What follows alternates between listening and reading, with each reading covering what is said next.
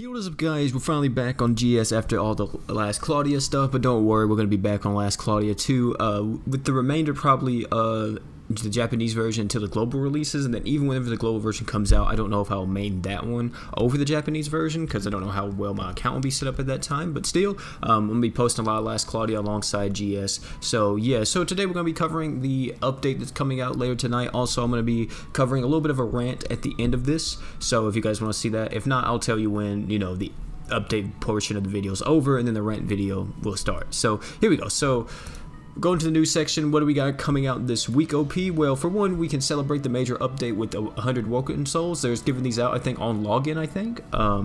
As soon as we log in, we get 100 Awoken Souls. So let's see. Yeah, to celebrate, we provide everyone with 100 Awoken Souls. So not including, like, what the new update is, right? Just including, like, awakenings. You could do, what is this, 9? I said 9, good lord. You could do 3 awakenings with this, because each awakening costs 30 awoken souls. So yeah, you can do 3 awakenings with this, with the fragments and all that, and then boom, you'll be able to awaken at least 3 characters with these 100 awoken souls, which is really cool. Okay, so moving on to the actual update. So what we got? So first, let's talk about the banner coming out. We have a Hero Fest Galaxy banner. We have the new unit Zilla coming out. Her skill is heals all allies HP by 300, increase art gauge by 2 for 3 seconds, pretty solid. Her normal art is Heaven's Seal Goddess, is that what this is? Yeah. Increase own art gauge by 50, increase all allies accuracy rate and crit rate by 70%, and magic damage by 50% for 15 seconds. And then her true art is 28,500% water damage magic, heals own stats elements except faint, increase own accuracy rate by 100% and ignores enemies defense by 100% during true art, which is pretty solid. Overall though, Zilla is not a required unit in this game, and her banner is very skippable. Alongside that too, only Zilla is on the banner. Everybody else on the banner is pretty old, apart from Jack. Jack's probably the most recent one to release. Zorg's pretty old. He came about like what? He came out like what, like 7-8 months ago. Folsey, same thing. S, you know, yeah, 7-8 months ago, maybe 9 at this point. And then Jack's the most recent guy, and Jack's pretty cool of a unit, but you know, none of these guys are actually required, and in my personal opinion, if you're free to play, I just recommend skipping the banner entirely and save for the next Blood Knight, or save for Norn, or save for, you know, Ash, or whoever you guys are waiting for. Me personally, after talking a lot, I think the unit that I want the most out of everybody coming out is probably Norn and Ash is probably the two, and then of course Thetis. I'm not really too much on the Vox hype train anymore, but still, that's another video for another time. So that is Hero Fest Galaxy. That'll be coming out after the update. Also, we have the Great Awakening, which is the true weapons. So what true weapons will we have in this? We're going to have Zorg's and S's true weapon. Zorg's true weapon is pretty solid, especially if you plan on picking up Dark Zorg later on. He gets a benefit from having, you know, Light Zorg's true weapon on him, because he's still considered Zorg. Like, in his name, it's still Zorg. So whenever you put the Light true weapon on him for Dark Zorg, it actually gives him the increased 20% defense and 50% not 20% defense, the increased 50% defense and the increased 20% damage. So I don't know when Dark Zorg will be coming out. We all thought Dark Zorg was coming out this week, but it turns out he's not. So yeah, apart from that though, True Rude Magus is a okay true weapon. His event counterpart though is very easily can slot on this slot for him if you want to use that. If not though, if you plan on using Zorg a lot and you want to use Zorg and you're a mono light team and you just like the character and all that, I recommend definitely picking this up. It would definitely help him out a lot.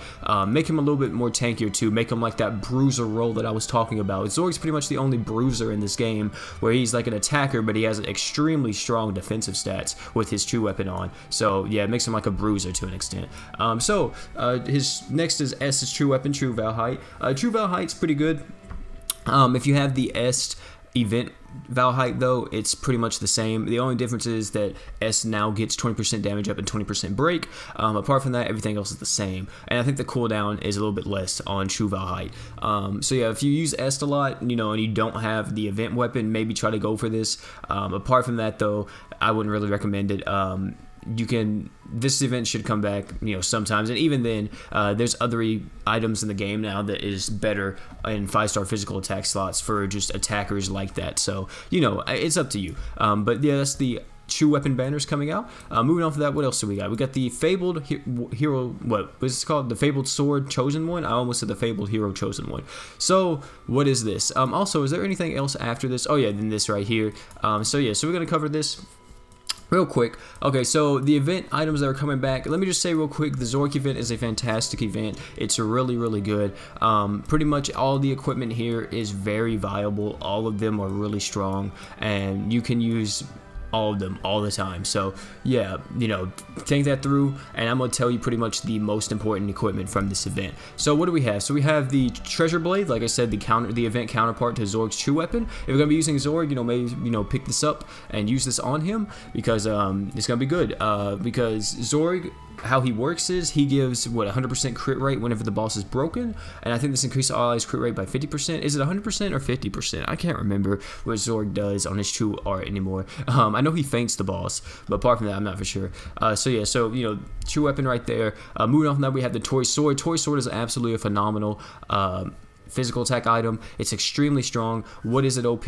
What does it do? So the Toy Sword, it has a 5-second cooldown to start off with. It has 500 attack. It has Demon Killer level 2, and not only that, it has 1700% light damage physical. However, you have a 30% chance of reducing the enemy's defense by 10% for 10 seconds. And this has a 5-second cooldown, so you're able to get off that defense down pretty reliably.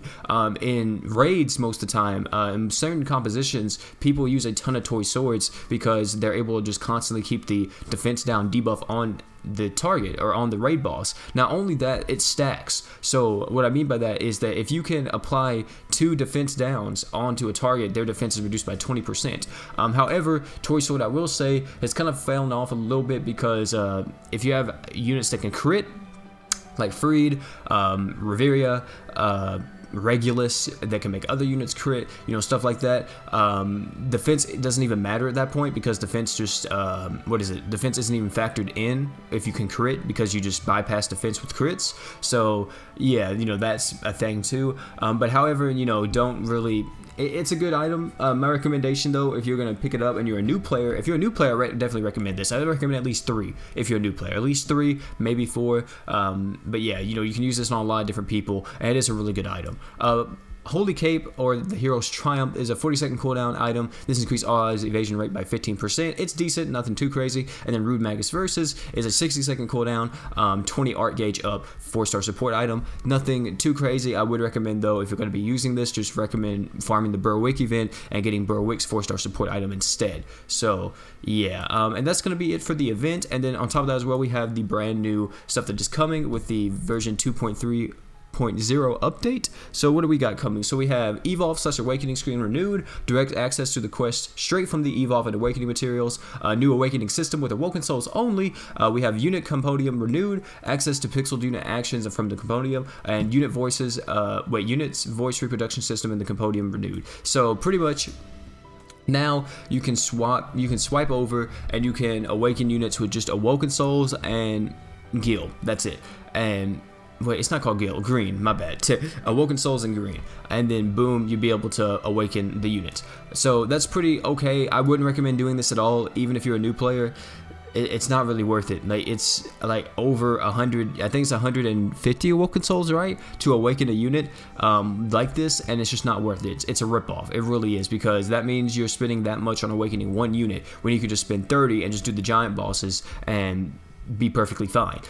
So I wouldn't recommend doing this at all. So next we have the Compodium. So what you can see here is it's got completely renewed, and you can go into it. You can check the unit's actions, like the attacks. You can check their true arts. You can check their damage and all that other stuff in here. So that's pretty cool.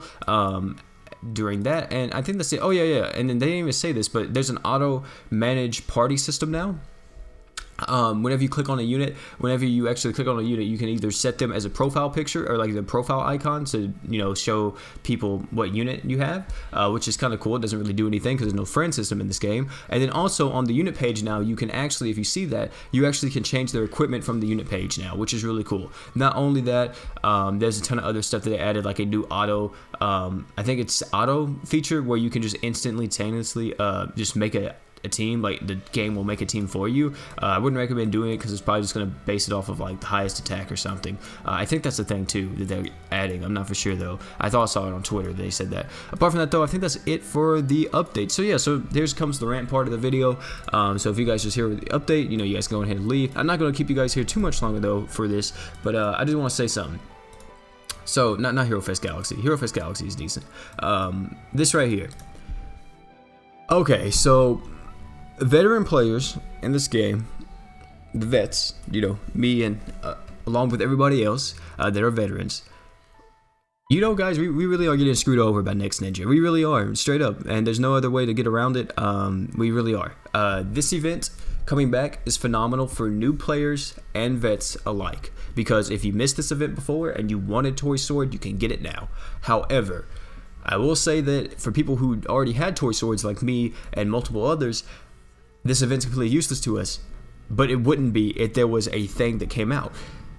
There was an item that was supposed to come out with this Zorg event. This Zorg event specifically is called the Regulus Necklace. This is a 4-star heal item. And you'd be like, OP, 4-star heal? What's so good about it?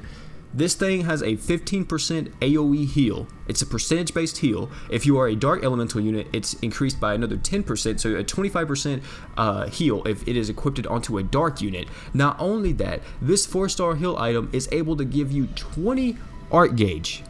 It's a 4-star heal / Art Gauge item hybrid, and it's called the Regulus Necklace. And not only that, this item is so ridiculously strong. It even has 100% curse resistance and 100% blind resistance. And it's not coming out with this event. This is a rerun event, mind you. A rerun event. With rerun events, they said in the past that every rerun event should have a brand new item that comes out with them. Recently, that's not been the case at all. So that is what happened, and that's pretty much why this has been like that. Also, not only that, they've been bringing back stupid events. They really have. And it's like they're trying to cater towards the Tensura players, like the people who came in from the crossover, which, you know, there's nothing against you guys, but I'm just stating facts here. They're trying to cater towards those players, and literally it's kind of sucky for everybody else. You know, me personally, you know, I make content on the game, so I'm not really, you know, going anywhere. But other people are already starting to quit. Like Bori, I don't think Bori said that he hasn't logged into the game for like over a week or something like that. He's been playing Last Claudia and like a bunch of other games, I think. And a bunch of other people have been doing the same. So yeah, and I don't know what else Next Ninja is gonna do. Next event or next banner that comes out should be Zorg, Dark Zorg, or it's gonna be another Blood Knight. Well, actually, wait. Yeah, it should be Dark Zorg or another Blood Knight, so that should be what happens next. But then even then, I don't think Dark Zorg has an event that comes out with him. But yeah, so we just pretty much getting fucked over by Next Ninja, and I really wish that Next Ninja would at least do something to, with these rerun events, do something to make the new or the veteran players come back, because there's no real reason for us to even play the game currently until the next Blood Knight comes out. Deadass. Like, apart from Crest Palace, there's no reason for a veteran player to play this game. And I'll tell them that. There's no reason for you guys to play this game if you're a vet. And you have pretty much everything in the game. You know, there's no reason for you to do this event. There's no reason for you to even farm Crest Palaces or anything like that, unless you just want to get Crest on your units. And then it's just how it is right now, and it really sucks. It really does. So that's why I've been having so much fun with Last Claudia. It's such a breath of fresh air, because it's so much stuff you can do in that game, and it just came out. It's really fun. And then also, I've been playing Dragalia Lost again, and Dragalia Lost is a ton of fun. I've been playing Duel Links. I've been playing a bunch of other games apart from GS recently, and I really hope that Next Ninja just gets their stuff together and starts, you know, showing more veteran support in the game, because, you know, they got the new players support on lock, right? You know, they're bringing out events for you guys. They're doing a bunch of stuff for you guys. Not only that, you know, to keep you guys in, they're like, you know, tell us your dream crossover. You know, you new players, you veteran players, you know, you guys can all do this. You know, tell us what you would like. Me personally, though, I'm gonna tell you, keep it a whole fucking bean. I don't give a fuck about any crossover. I play this game because of Grand Summoners. I didn't play it because of crossovers. So, you know, I don't really care if we don't get this crossover or that crossover, whatever. I would like, you know, certain crossovers in the game, like JoJo and all that. But I play this game for Grand Summoners. I don't play it for crossovers. So, yeah. Apart from that, though, guys, it's been your boy OP. Thank you all for coming out, man. I hope Next Ninja start supporting their veteran players a little bit better, you know, later on, or whatever the case may be, because a lot of people are starting to quit because literally it's just no point. And playing the game right now, apart from doing Crest Palaces, and very rarely, apart from you doing 3 Crest Palaces a day, after that, you're done. There's nothing else for you to do. So, or not even that, apart from Crest Palaces, there's nothing else for you to do after you farm everything in the game too. So, yeah, there's no hard content in the game that we can like just go at all day and just try to test out different units and different compositions and brainstorm ideas and everything. There's nothing like that in the game. Like the ruins, we don't know when they are coming, but hopefully soon, so we can have new or veteran players have some pretty spicy content. Apart from that though, guys, thank you all for coming out, man. It's Peter Bro P. Thank you all for watching this video. Hopefully you enjoyed it. Hit that like button, subscribe for more, and I'm out, guys. Peace.